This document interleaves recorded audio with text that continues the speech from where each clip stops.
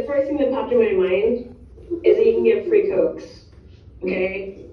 That's the first thing.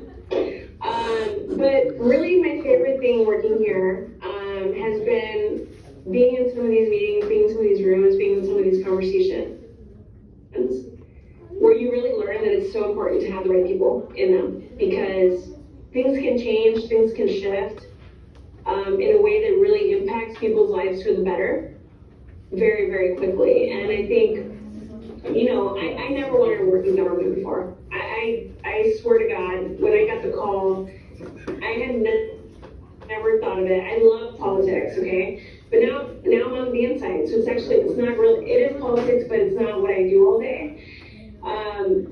And being here and seeing how quickly things can change, I think, for the good, and to solve problems makes a really big deal. I mean, I'll give you this one example.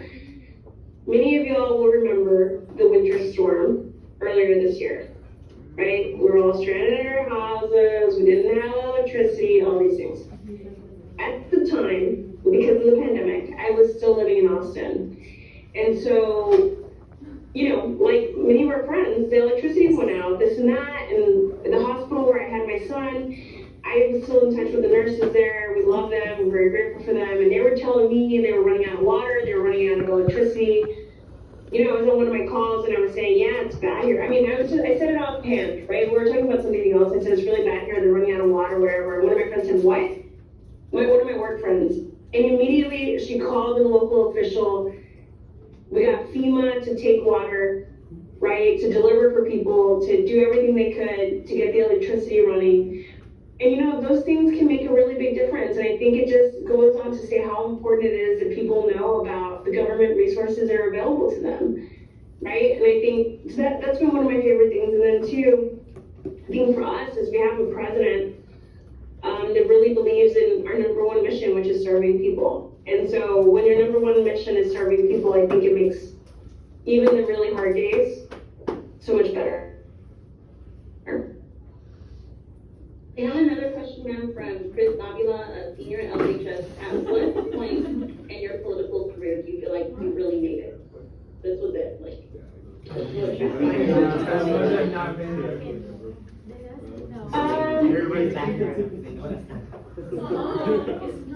I think probably the day that I felt that. I haven't felt that very often. And let me tell you something. In politics, one day you made it, and the next day you're on the floor, okay? So these moments don't last long. And so I just want to say that. Like, this is like a roller coaster ride every single day.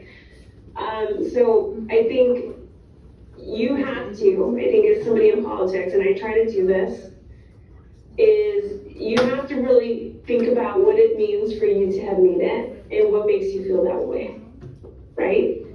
And so to me, I think some of the things that make me feel like I've made it is when I've built a really great team that does great work, and they work well together, and we jive, and we all feel good about it.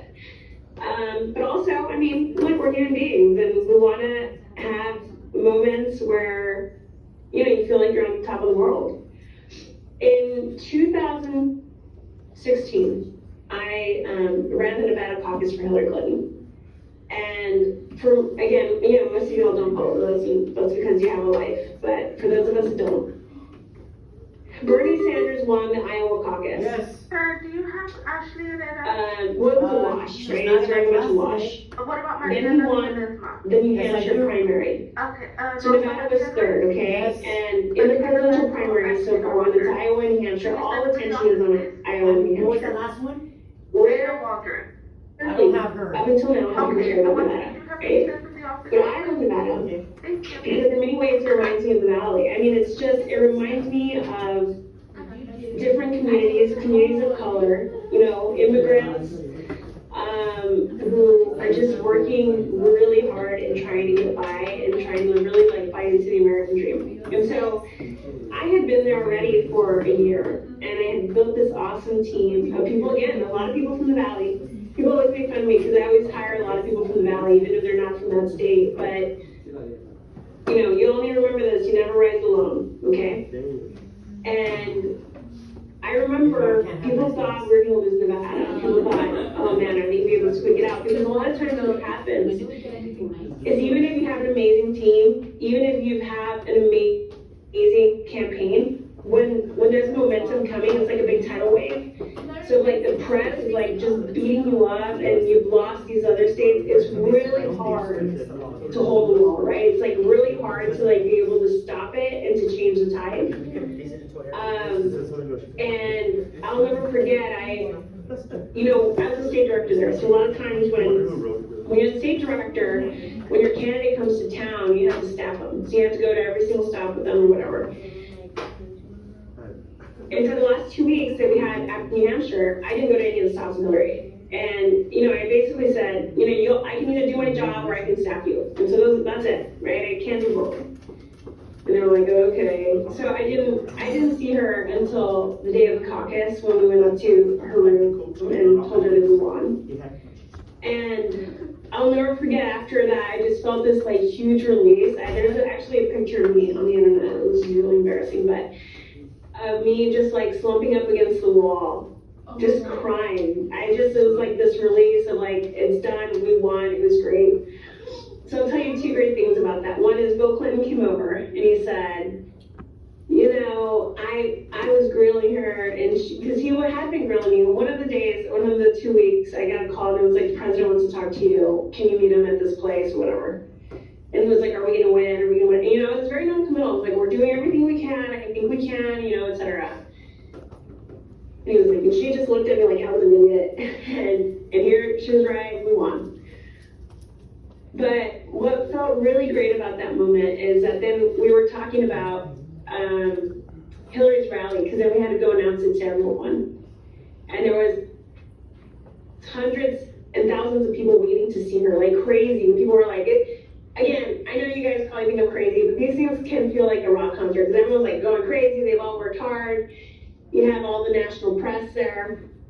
And I was saying, this person, this member of Congress is here, Madam Secretary, they should introduce you. This is like, should be the program, blah, blah, blah, blah, blah. And she said, no, absolutely not. You need to be the one to introduce me.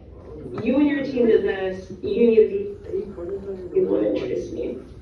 And that had never happened before to any state director or anybody else. And so that to me was a big point of pride that I got to go up there and talk about my team and talk about the great state of Nevada and everything that they had done. So that is probably my highlight. And I know that I will never have a day like that again in politics, but it was worth it. Wrong class. We have another question. There's a lot. Let me see which one.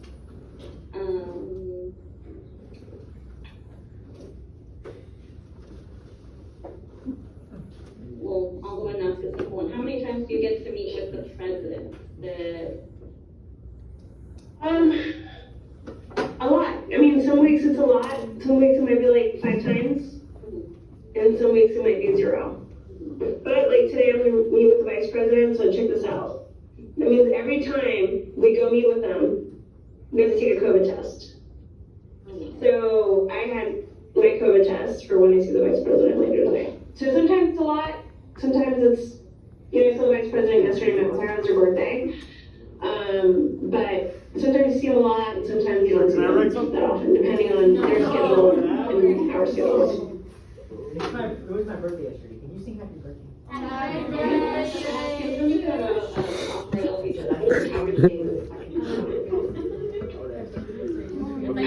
Every day is an adventure. My assistant just said to me, get on, it's gonna be fun. Get on the Zoom, it's gonna be fun.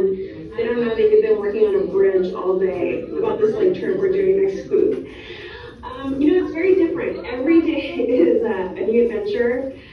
I joke that by the time I get to work, I've lived a lifetime because I have a toddler that we have to get to school and, he doesn't like his uniform, and he's eating his pancake slow, and he doesn't want to get out of the car. And so I get to work around 9, and then I have my morning meetings. So I start my day with my kiddo, and then I always pick up breakfast at McDonald's for my assistant and me. Because I'm pregnant, and that's my only craving that I have. And then I get to work around 9:30, and then I have meetings which is not a lot of fun, but the work has to get done. I have a team. I have 7 people on my team, so we meet every morning as well. And our first meeting every day is what the president is doing that day and the days ahead. And then I meet with my team and then go into a series of issues. Today, I've been working a lot on, we have elections coming up in Virginia. And so, and in New Jersey, but we're doing a lot in Virginia, and so trying to plan out a lot of the work that, for example, the vice president's gonna do there today. And then also talking about different issues, you know, for example, immigration, voting rights, and so it's divvied up in a lot of different meetings. Even though we're in the White House, most of our meetings are via Zoom because of COVID. But occasionally we do have meetings in person, like my meeting with Vice President yesterday was in person. But we're all wearing masks, and then, you know, we go home. And every day is different. Like tonight, you know, I'm going on a trip with the Vice President to Virginia, and then the President has a town hall at 8 p.m. Eastern, 7 p.m., in case you all want to tune in, on CNN. And so it will be a late night for me tonight, but, you know, tomorrow I'll even it out, take my kid to school, try to leave a little early, so that, you know, I can spend more time with them. But every day is different. Every day is a new adventure. So one of my colleagues said the other day, well, you know, we have this stationery, guys, that we get to like, every note we take, people without any notes. Every note we take, we have to use very specific like paper or notebooks, is that a notebook? And that's because every note has to stay here. It can go home with me and come back, but we have to turn it in for the presidential records. So like, there's nothing that I'm allowed to keep, but can you change the title from the White House to the White House's surprises? Because every day is a new adventure. You can't keep any of your notes. It could be confidential information, matter of national security, and also goes And to I'm muted again. the Library of Congress. Well, I mean, we really, really want to thank you all. I filmed it. I know we're about to change classes and we want to make sure our kids are able to switch transitionally, but thank you again so much for getting on with us today. We really, really appreciate it. I know we still have a ton of questions in the chat, but I know the answer them all will be here all day. So thank you. I know y'all aren't unmuted, but y'all can give a round of applause visually for any. Thank you. Ms. Viviana, can I just give everyone my email in case if y'all have any questions, you want to email me, or you want to get involved in politics, or if you're ever in DC and want to tour the White House, or just want to say hi, or whatever, please don't hesitate to reach out. It's Ruiz, R-U-I-Z .MEEMMY @gmail.com.